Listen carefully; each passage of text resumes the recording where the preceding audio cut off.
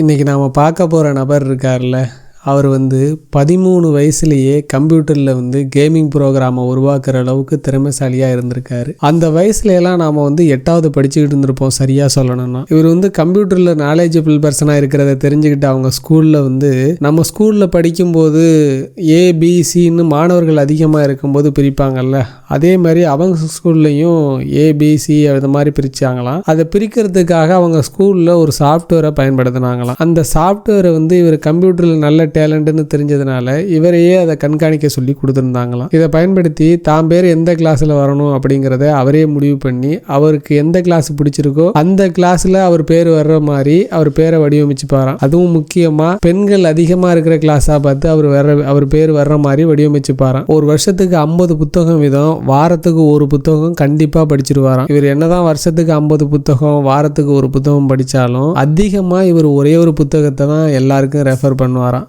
அவர் எங்கேயாவது ஒரு மீட்டிங் கூப்பிட்டுருந்தாலோ இல்லை எங்கேயாவது ஒரு மேடைகளில் பேசினாலோ யாராவது பசங்களுக்கு ஏதாவது ஒரு புத்தகத்தை படிக்கணும்னு சக்ஸஷன் பண்ணுறதா இருந்தாலோ இவர் இந்த புத்தகத்தை தான் ரொம்ப முக்கியமாக படிங்க அப்படின்னு சொல்லுவாராம். ஹான்ஸ் ரோஸ்லிங் அப்படிங்கிறவர் எழுதின ஃபேக்ட்ஃபுல்னஸ் அப்படிங்கிற புத்தகத்தை தான் அதிகமாக எல்லாருமே படிக்கணும் அப்படின்னு சொல்லி பரிந்துரை பண்ணுவாராம். இந்த புத்தகம் என்ன சொல்லுதுன்னா, இந்த உலகம் முன்னேறிக்கிட்டே தான் இருக்குது, ஆனாலும் இங்கே நிறைய பேர் என்ன சொல்கிறாங்கன்னா உலகம் முன்னேறலை, இன்னும் பின்தங்கி தான் போய்கிட்டு இருக்கு, நிறைய பிரச்சனைகளை சந்திச்சுக்கிட்டு தான் இருக்கு அப்படின்னு சொல்றாங்களாம். அதெல்லாம் கிடையாது, உலகத்துல நல்லதை விட கெட்டது வேகமா பரவுறது தான் இதுக்கான காரணம் அப்படிங்கிறத இந்த புத்தகம் மெயின் கான்செப்டா சொல்லுதான். அப்படி சொல்லக்கூடிய இந்த புத்தகத்தை தான் இவர் எல்லாருக்கும் ரெஃபர் பண்றாராம். இந்த புத்தகத்தை படிச்சதுக்கு பிறகுதான் நாம பார்த்துக்கிட்டு இருக்க நபர் நிறைய அறக்கட்டளைகளை நிறுவனாராம். வருஷத்துக்கு 2 தடவை இவர் தனிமையான இடத்துக்கு போயிடுவாதான். அங்க போன் கிடையாது, எந்த நபரும் கிடையாது, ஒரு குறிப்பிட்ட கொஞ்சமான புக்கை மட்டும் எடுத்துட்டு போயிடுவாராம். தனிமையில உட்காந்துக்குவாராம், புதிய புதிய சிந்தனைகளை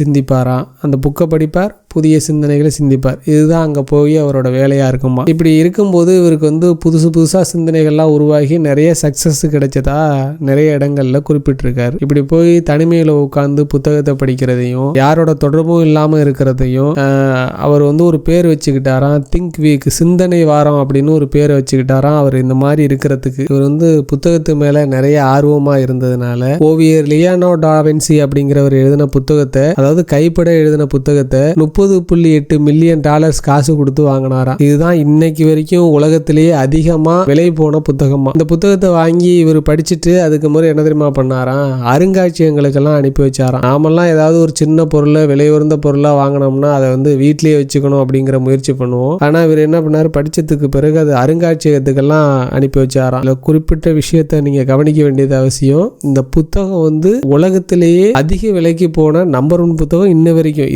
இதுக்கு பிறகு யாருமே இந்த மாதிரி விலை உயர்ந்த புத்தகத்தை யாரும் வாங்கவே இல்லை. எந்த புத்தகமும் விலை உயர்ந்த புத்தகமா விலை போகவும் இல்லை. ஒரு வீடு இருக்கு இல்லையா, அந்த வீட்டுக்கு அடியில ஒரு பெரிய ஆவண பாதுகாப்பகம், அதாவது எப்படி சொன்னா ஒரு பெரிய ஹால் கட்டி அந்த ஹால்ல அரிய புகைப்படம், நிறைய பொக்கிஷங்கள், அந்த மாதிரியான விஷயங்கள்லாம் சேகரிச்சு வச்சிருக்காராம். எதுக்காக இந்த மாதிரி சேகரிச்சு வச்சிருக்காருன்னா, பின்னால இந்த பூமியில ஏதாவது இயற்கை அழிவு, ஏதாவது சீற்றங்கள் ஏற்பட்டதுன்னா அப்போ மேற்புறம் தானே பாதிப்படையும், கீழே இருக்கக்கூடிய இந்த புத்தகங்கள், அரிய புகைப்படங்கள்லாம் பாதிப்படையாது இல்லை. அதுக்காகவே தனியா கால் கட்டி கீழே அதெல்லாம் பாதுகாத்து வர்றாராம். சரி, நாம இப்படியே சொல்லிட்டே போனா அவர் யாருங்கிறத உங்கள்கிட்ட சொல்லாம விட்டுருவேன். அவர் தான் மைக்ரோசாப்டினுடைய நிறுவனராக இருந்த பில் கேட்ஸ். இன்னைக்கு நாமெல்லாம் லேப்டாப்ல பயன்படுத்திக்கிட்டு இருக்க விண்டோஸினுடைய முக்கிய புள்ளின்னே சொல்லலாம்.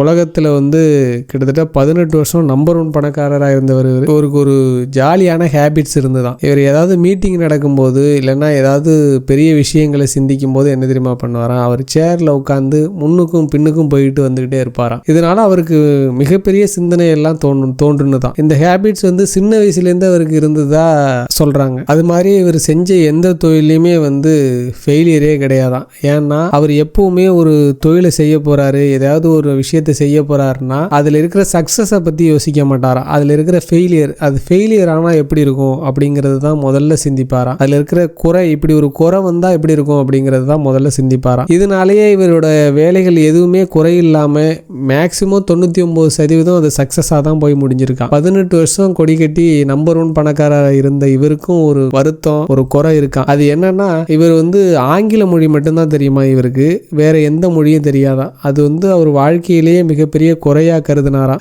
இதுக்காக நிறைய முறை வருத்தப்பட்டிருக்காராங்க. நமக்கு ஆங்கிலம் மட்டும்தான் தெரியுது, நிறைய மொழிகள் தெரியலையே அப்படின்னு வருத்தப்பட்டதாகவும் சொல்றாங்க. இவர்கிட்ட ஒரு வித்தியாசமான ஹேபிட்ஸ் இருந்ததான் அவர் மனசை தெளிவா வச்சுக்கிறதுக்காக. டெய்லியும் என்ன பண்ணுவாரா, அவர் வீட்டில் இருக்கிற பாத்திரங்களை எல்லாம் இரவு நேரங்கள்ல அலசி அடுக்கி வைப்பாராம். இதை மனமகிழ்ச்சியா செய்வாராம். இதை பத்தி ஏன் நீங்க நினைச்சா ஆட்கள் வச்சு இந்த வேலையெல்லாம் செய்யலாமே அப்படின்னு நிறைய பேர் போய் கேட்டதுக்கு அதுக்கு அவர் என்ன தெரியுமா பதில் சொன்னாரா, அவர் வீட்டில் இருக்கிற பாத்திரங்களை அவரே அலசுறதுனால அவருக்கு ஒரு மனசுல தெளிவும் சந்தோஷமும் இருக்குது அப்படின்னு சொன்னதா நிறைய புத்தகங்கள்ல வெளியிட்டிருக்காங்க. அதே மாதிரி அமெரிக்காவில் அதிகமான விவசாய நிலம் வச்சிருக்கவங்கல்ல இவரும் ஒருத்தரா. அதாவது 2,70,000 ஏக்கர் விவசாய நிலம் இவர் வச்சிருக்காரு. அமெரிக்காவில் 19 மாநிலங்கள்ல விவசாய நிலம் இருக்கா. நம்ம பாண்டிச்சேரி மாதிரி 2 மடங்குன்னு வச்சுக்கோங்களேன். நம்ம பாண்டிச்சேரியை எடுத்துக்கிட்டோம்னா அதே மாதிரி 2 மடங்கு விவசாய நிலம் இவர்கிட்ட மட்டுமே இருக்கா. நகை எப்படி ஒரு முதலீடோ, பங்குச்சந்தை எப்படி ஒரு முதலீடோ, அது போலதான் விவசாயமும் ஒரு முதலீடு அப்படின்னு சொல்றாரு. இவர் இப்ப எதுக்கு தெரியுமா அதிகமா செலவு பண்ணிட்டு இருக்காராம், செயற்கை மாமிசம், செயற்கை மழை. அதாவது இயற்கை மாமிசம் நம்ம பார்த்திருப்போம், கோழி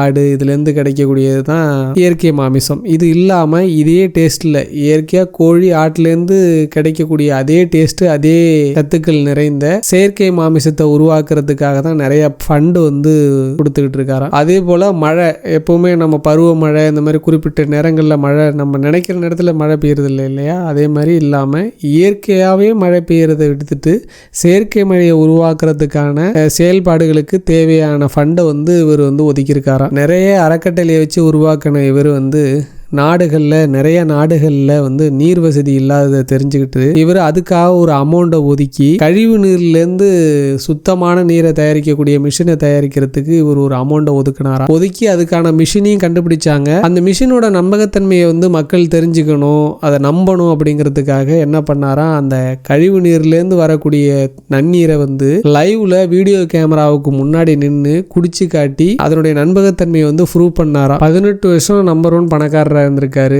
$117 பில்லியன் இன்னைக்கும் அவர்கிட்ட சொத்து இருக்கு. அதாவது இன்னைக்கு அவர் 18வது பணக்காரர் இன்னைய கணக்குப்படி. நம்ம இந்திய ரூபாயில சொல்லணும்னா 9.6 லட்சம் கோடி ரூபாய் அவர்கிட்ட சொத்து இருக்கு. இவ்வளவு சொத்து இருந்தாலும் தன்னோட பிள்ளைங்களுக்கு எவ்வளவு தெரியுமா சொத்து தர்றதா சொல்லியிருக்காராம், சாதாரண 10 பில்லியன் தான் தருவேன் அப்படின்னு சொல்லியிருக்காராம். தன்னோட சொத்துல 99% அறக்கட்டளைகளுக்கு தானமா வழங்குறதாவும் அறிவிச்சிட்டாரு. இவ்வளவு பெரிய வசதியானாலும், இன்னைக்கும் இவ்வளவு கம்ப்யூட்டர் உலகத்துல கொடி கட்டி பறந்தாலும், இவ்வளோ அளவுக்கு பெரிய லெவலுக்கு வசதியானாலும் அவர் கம்ப்யூட்டரையோ இல்லை டேப்லெட்டையோ யூஸ் பண்றது இல்லையா. ஏதாவது குறிப்பு எடுக்கணும்னா இன்னைக்கும் நோட்டு பேனாவை தான் யூஸ் பண்றாரா. அதே மாதிரி அவர் சாதாரண ஒரு கேஷியோ வாட்சை தான் இன்னமும் கட்டிட்டு இருக்காரா. அதை ரொம்ப விரும்புறாரா அதை கட்டிக்கிறதுக்காக. இவ்வளோ கோடி கணக்கில் அவர் வாட்ச் வாங்கி அவர் பயன்படுத்த முடியும். ஆனாலும் இன்னைக்கு சாதாரண ஒரு கேஷியோ வாட்சை தான் ரொம்ப விரும்பி கட்டிட்டு இருக்காரா. என்ன பெரிய பணக்காரராக இருந்தாலும் இவருக்கும் சில பிரச்சனைகள் உடல் ரீதியாக இருக்க தான் செய்யுது. இவருக்கு வண்ண குருடுங்கிற ஒரு நோய் இருக்கா. கலர் பிளைண்ட்னஸ் அப்படின்னு சொல்லுவாங்கல்ல, அதாவது